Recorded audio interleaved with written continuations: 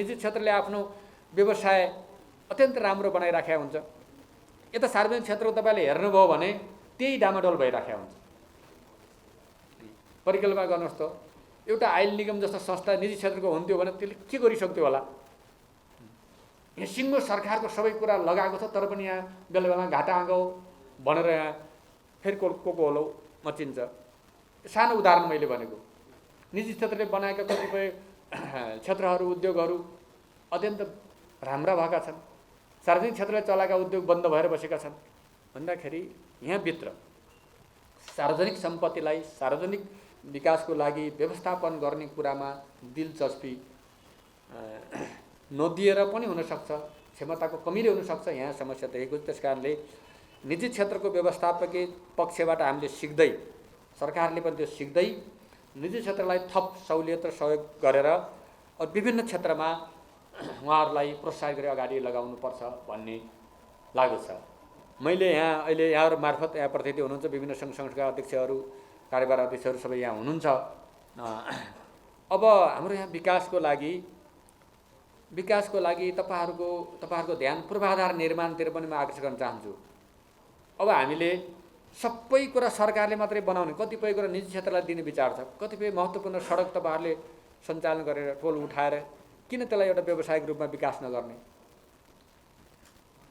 कतिपय फास्ट्यागहरू भए, कतिपय टनलहरू निर्माण गरेर यस्तो कुराहरूतिर पनि हाम्रो निजी क्षेत्रको ध्यान आकर्षण गर्नुपर्छ र त्यो लगानी हामी त्यसरी पनि अगाडि बढाउनुपर्छ। त्यसो गर्दाखेरि छिटो विकास, तीव्र विकासको बाटोमा हामी जान सक्छौँ र यी स्रोतहरूको परिचालन र व्यवस्थापनमा निजी क्षेत्र र सरकारको तालमेल भएर अगाडि जाँदाखेरि छिटो प्रगति हुन सक्छ।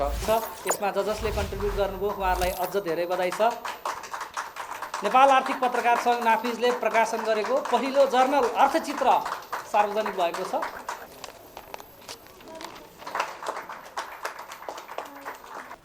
आफूलाई संलग्न राख्नुभएका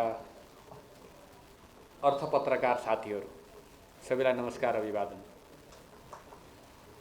विषयको बारेमा आर्थिक पुनरुत्थानमा सार्वजनिक निजी साझेदारी विषय अहिलेको सन्दर्भबाट अझ महत्त्वपूर्ण छ र यो सधैँ महत्त्वपूर्ण विषय नै हो। हाम्रो आर्थिक विकासका लागि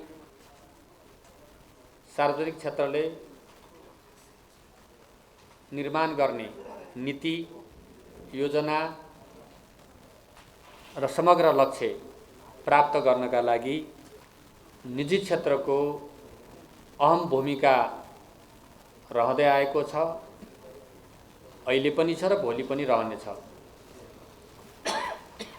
निजी क्षेत्र र सार्वजनिक क्षेत्र अथवा सरकार निजी क्षेत्रको बीचको आपसी सम्बन्ध आर्थिक विकास समृद्धिका लागि अनिवार्य अपरिहार्य कुरा हो।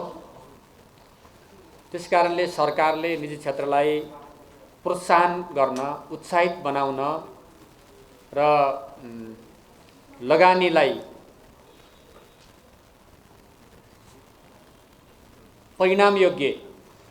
परिणाममुखी बनाउनका लागि सरकारको तर्फबाट विभिन्न खालका सेवाहरू, सुविधाहरू, सहुलियतहरू उपलब्ध गराउनुपर्ने आवश्यकता छ। निजी क्षेत्रले चाहे जस्तो उहाँहरूको माग अनुसारको उपलब्ध हुन सकेको छैन, उहाँहरूको त्यो गुनासो छ। त्यो प्रयास सरकारबाट भइराखेको छ। उहाँहरूका सल्लाह सुझावहरू लिएर कहाँ उहाँहरूलाई हामीले सहुलियतहरू दिनुपर्छ, कहाँ प्रेरित गर्नुपर्छ, कहाँ मद्दत गर्नुपर्छ भन्ने कुरामा उहाँहरूको सल्लाहअनुसार जाने एउटा प्रक्रियाको सुरुवात भएको छ। यद्यपि त्यो पूर्ण छैन। भावी दिनहरूमा आर्थिक सङ्कटको बेलामा, अहिले हामीको कोरोना महामारीको सङ्कट छ, यस्तो बेलामा केही सामान्य राहतका कार्यक्रमहरू भए पनि निजी क्षेत्रले अपेक्षा गरे अनुसारको नभएको उहाँहरूको गुनासो छ। त्यसलाई गम्भीरतापूर्वक मैले लिएको छु र त्यसलाई समाधान गर्ने निरन्तर प्रयत्न र सहकार्य पनि भइराखेको छ। निजी क्षेत्र निजी स्वार्थमा आधारित होइन। निजी क्षेत्र राष्ट्र निर्माणमा, आर्थिक विकासमा आधारित हुनुपर्दछ। निजी क्षेत्रको एउटा अंश निहित आफ्नो व्यक्तिगत स्वार्थमा पनि मात्रै सीमित भएको मैले पाएको छु। तर आम निजी क्षेत्र आर्थिक विकास र राष्ट्र निर्माणमा योगदान गर्न नै अगाडि बढिरहेको छ। त्यसकारणले म यो राष्ट्र निर्माणमा आर्थिक विकासमा अगाडि बढ्ने निजी क्षेत्रको प्रशंसा गर्न चाहन्छु। अहिलेको हाम्रो सरकारी बजेटको कुरा, लगानीको कुरा गर्यो भने धेरै सानो थोरै मात्रै छ। आज हामीले निर्माण गरेका हिजोदेखि तय भएका हाम्रा विभिन्न संरचनाहरू चालु खर्च गर्ने प्रवृत्ति मान्यताका आधारमा हेऱ्यो भने आजको हाम्रो आफ्नो अर्थतन्त्रले चालु खर्चलाई मात्रै पनि धान्न गाह्रो भइरहेको अवस्था छ। त्यसकारणले पुँजी निर्माणमा पुँजीगत खर्च गरेर पूर्वाधार विकास, स्वास्थ्य, शिक्षा, रोजगार लगायतमा अझ त्यसलाई लगानी गर्ने कुरामा समस्याग्रस्त छ हाम्रो अहिलेको बजेट प्रणाली र बजेट। यस्तो अवस्थामा निजी क्षेत्रको परिचालनबाट, निजी क्षेत्रको नेतृत्वमा हामीले आर्थिक विकासका विभिन्न पूर्वाधार क्षेत्र, रोजगारीका क्षेत्र, स्वास्थ्य शिक्षाका क्षेत्रहरूमा पनि निजी क्षेत्रको महत्त्वपूर्ण योगदान रहँदै आएको छ। यद्यपि हाम्रो देशको अर्थतन्त्रकै सेरोफेरोमा त्यही दायराभित्र हुने भएको हुनाले त्योभन्दा छुट्टै निजी क्षेत्र अलि धेरै विकसित, अर्को छुट्टै कम नभएर उस्तै उस्तै हो। अघि यहाँ आर्थिक पत्रकार क्षेत्रको कुरा गर्दाखेरि, पत्रकारिताको विकास गर्दा यो सबै कुरा देशको अर्थतन्त्रले, देशको राजनीतिले नै निर्धारण गर्ने कुरा हो। यो त्यही भित्र हुन्छ। यो चाहे त्यो पत्रकारिता होस्, चाहे निजी क्षेत्र होस्, चाहे सरकार होस्, त्यही भित्र रहने भएको हुनाले हाम्रो जे अवस्था छ त्यही छौँ अहिले हामी कोही पनि आफ्नो अवस्थामा सन्तुष्टि छैनौँ।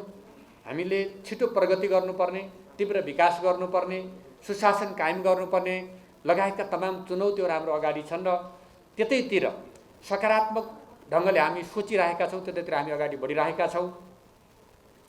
हामीसँग साधन स्रोतको चर्चा अघि हाम्रो वरिष्ठ पत्रकार केशव गौतमजीले गर्नुभयो। उहाँ आज सम्मानित हुनुभएको, उहाँलाई बधाई पनि म भन्न चाहन्छु र उहाँले गरेको योगदानको प्रशंसा पनि गर्न चाहन्छु। र हामीसित साधन स्रोतको समस्या होइन, हामीसित पुँजीको पनि त्यति समस्या होइन,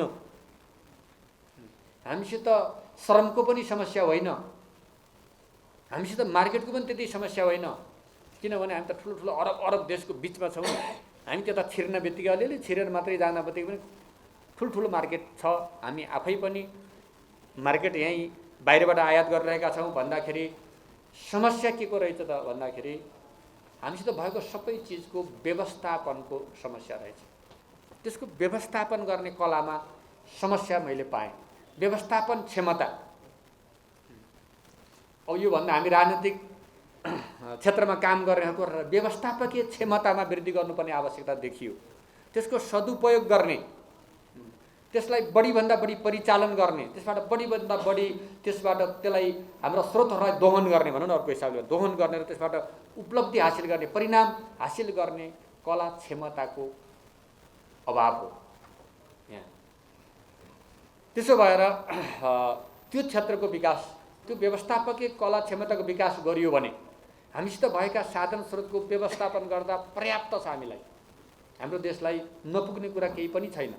पर्याप्तै भएको हुनाले त्यतातिरको हामीले व्यवस्थापन गर्नुपर्छ। त्यस्तो कुरा कहाँ देखिन्छ भने निजी क्षेत्रले आफ्नो व्यवसाय अत्यन्त राम्रो बनाइराखेको हुन्छ।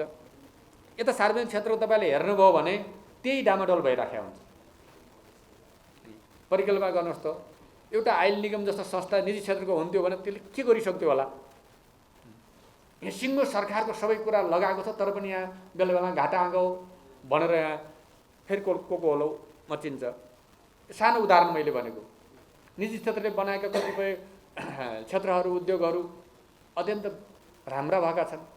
सार्वजनिक क्षेत्रले चलाएका उद्योग बन्द भएर बसेका छन् भन्दाखेरि यहाँभित्र सार्वजनिक सम्पत्तिलाई सार्वजनिक विकासको लागि व्यवस्थापन गर्ने कुरामा दिलचस्पी नदिएर पनि हुनसक्छ, क्षमताको कमीले हुनसक्छ। यहाँ समस्या देखेको। त्यस कारणले निजी क्षेत्रको व्यवस्थापकीय पक्षबाट हामीले सिक्दै, सरकारले पनि त्यो सिक्दै निजी क्षेत्रलाई थप सहुलियत र सहयोग गरेर विभिन्न क्षेत्रमा उहाँहरूलाई प्रोत्साहित गरी अगाडि लगाउनुपर्छ भन्ने लाग्दछ। मैले यहाँ अहिले यहाँहरू मार्फत यहाँ प्रतिनिधि हुनुहुन्छ, विभिन्न सङ्घ संस्थाका अध्यक्षहरू, कार्यभार अध्यक्षहरू सबै यहाँ हुनुहुन्छ।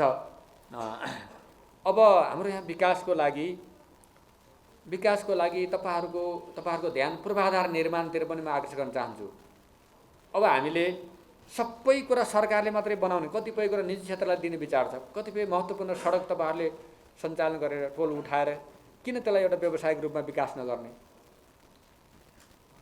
कतिपय फास्ट्यागहरू बनाए, कतिपय टनलहरू निर्माण गरेर यस्तो कुराहरूतिर पनि हाम्रो निजी क्षेत्रको ध्यान आकर्षण गर्नुपर्छ र त्यो लगानी हामी त्यसरी पनि अगाडि बढाउनुपर्छ। त्यसो गर्दाखेरि छिटो विकास, तीव्र विकासको बाटोमा हामी जान सक्छौँ र यी स्रोतहरूको परिचालन र व्यवस्थापनमा निजी क्षेत्र र सरकारको तालमेल भएर अगाडि जाँदाखेरि छिटो प्रगति हुन सक्छ भन्ने कुरा नै म राख्न चाहन्छु। धेरै लामो कुरा गर्ने मलाई समय नभएको हुनाले यो विषयमा यति राखेँ। अब यहाँ यो क्षेत्रका विज्ञहरू नै यहाँ बाह्र उहाँहरूले यसमा राख्नुहुन्छ। यहाँहरूले राखेको कुरामा सरकारलाई आउने सुझावमा, सरकारबाट खेल्ने भूमिकामा पछि पनि यहाँबाट सुझाव लिएर अब आर्थिक पत्रकार साथी हुन्छ, पक्कै पनि यसलाई समाचार बनाउनुहुन्छ होला, लेख बनाउनुहुन्छ होला, त्यसबाट हेरेर मैले लिउँला। म यति भनेर यसबाट अहिले यो विषयलाई यति राखेँ। अर्को विषय यहाँ अघि मैले आउँदै गर्दा पूर्व अध्यक्षज्यू होइन त ले यहाँ कुरा गर्दै हुनुहुन्थ्यो कि आर्थिक पत्रकारहरूको भाषा अलिकति मिठो हुँदैन भन्नुहुन्थ्यो। सबैमा रस खोज्न हुँदैन साथी हो, सबैमा रस खोज्नु भने रसको अर्थै हुँदैन नि। म एउटा उदाहरण दिन्छु। अलि माथि यतातिर देखाएको छैन, अलि हिमाली क्षेत्रको आसपासमा जाने हो भने ठुलो पहरबाट शिलाजित निस्किराखेको हुन्छ। शिलाजित निस्किराखेको हुन्छ त्यहाँबाट। त्यो शिलाजितमा कोही रस देखिँदैन, त्यो पत्थर नै हुन्छ। तर त्यसको गुण, त्यसको प्रयोगबाट प्राप्त हुने कुरा छ नि, त्यो कुरा धेरै, त्यसले अत्यन्त स्वास्थ्यवर्धक छ। त्यसको कुरा, त्यसको प्रयोगबाट स्वास्थ्यका धेरै समस्याहरू समाधान हुन्छ। हेर्नमा त रस छैन, अरू त्यो झोल औषधि खाए जस्तो छैन, गुलियो पनि छैन, मिठो पनि छैन, तर त्यसले पार्ने असर परिणाममा हेर्ने हो। त्यस कारण तपाईँहरू चिन्ता गर्नु पर्दैन हाम्रो भाषा नमिठो भयो कि कविता लेखा जस्तो त हुँदैन। पहिलो कुरा त सबैमा रस होइन, रस त ग्रहण गर्नेलाई हुनु पऱ्यो नि। रस आफै लेख्नेलाई रस नभए पनि त्यसको असरले अरूलाई रस दिइरहेको हुन्छ। तपाईँहरूको आर्थिक समाचार पढ्दा पाठकहरूलाई रस दिइरहेको हुन्छ। त्यसले तपाईँहरूले दिएका नयाँ नयाँ अनुसन्धानका कुराहरू, अन्वेषणका कुराहरूले त्यहाँ रस दिन्छ। त्यस कारणले त्यसमा पनि धेरै चिन्ता गर्नु पर्दैन जस्तो लाग्छ मलाई। त्यस कारण तपाईँहरू भनेको आर्थिक पत्रकारहरू भनेको त्यस्तो हो। तपाईँहरूले उठाउने मुद्दा, तपाईँहरूले गर्ने अनुसन्धान, बरु अनुसन्धान कामलाई अलि बढी महत्त्व दिनुहोस्, म यो आग्रह गर्न चाहन्छु। तपाईँहरूले गर्ने अनुसन्धानले अर्थतन्त्रबाट महत्त्वपूर्ण टेवा पुर्याउन सक्छ। तपाईँले आर्थिक क्षेत्रका विकृति विसङ्गतिलाई उठाइदिएर सुशासन स्थापना गर्न, त्यसको सदुपयोग गर्ने कुरामा, खबरदारी गर्ने कुरामा महत्त्वपूर्ण योगदान हुने गरेको छ र सङ्कटग्रस्त आर्थिक क्षेत्रहरूलाई सुधार गर्नमा महत्त्वपूर्ण योगदान पुग्ने गरेको छ। त्यहाँ आउँछ रस, त्यहाँ आउँछ परिणाम। त्यस कारण हामीले हेर्ने परिणाममा हो। तपाईँहरूले गरेको अहिलेको यो अब नेपाल आर्थिक पत्रकार सङ्घले अगाडि बढाएको यो आर्थिक क्षेत्रको पत्रकारितासँग सम्बन्धित जनतालाई सूचित गर्ने, अध्ययन गर्ने, अनुसन्धान गर्ने यो किताबको सरसर्ती मैले शीर्षक पनि हेरेँ। सबै क्षेत्रको सबै विषयहरू यहाँ समेटिएको छ। यो राम्रोसँग पढियो भने एउटा अहिलेको आर्थिक सङ्कटलाई कसरी समाधान गर्ने भन्ने राम्रो योजना बनाउन सकिन्छ। यसको लागि यो आजको यो यहाँ लोकार्पण पनि भयो। यसको यो प्रकाशकलाई पनि, सङ्गठनलाई पनि, यसको प्रधान सम्पादकलाई पनि म बधाई दिन चाहन्छु, धन्यवाद भन्न चाहन्छु। तपाईँहरूको यो प्रयास महत्त्वपूर्ण प्रयास छ। यो सामान्य एउटा पत्रिका मात्रै होइन, यसमा देशको आर्थिक विकासको चिन्ता छ हैन, समस्याहरूको समाधान छ, समस्याहरूको पहिचान छ र यसले भावी एउटा मार्ग चित्र पनि यहाँ प्रस्तुत गरेको छ। सबै क्षेत्रको कुरालाई यहाँ समेटेको रहेछ। त यो प्रयासलाई यहाँहरूले जारी राख्नुहोस्। यहाँहरूलाई सदैव अर्थ मन्त्रालयको तर्फबाट, व्यक्तिगत तर्फबाट सद्भाव रहने, सहयोग रहने कुरा पनि म यहाँ राख्न चाहन्छु। माफी गर्नुहोला, म अहिले 11 बजे ठ्याक्कै मैले आफै चेयर गर्नुपर्ने एउटा बैठक भएको हुनाले मैले अरू यहाँहरूलाई धेरै समय दिन सकेन। यहाँ बोलाउनु भयो, अलि हतार जस्तोमा आउनु पर्यो। कार्यक्रम दिउँसो गर्ने थियो, सायद मेरै कारणले मैले अनुरोध गरेर बिहानै गरिदिनुहोस् भने त्यो पनि गर्नुभयो। यसको लागि म यहाँहरूलाई धेरै धेरै धन्यवाद भन्दै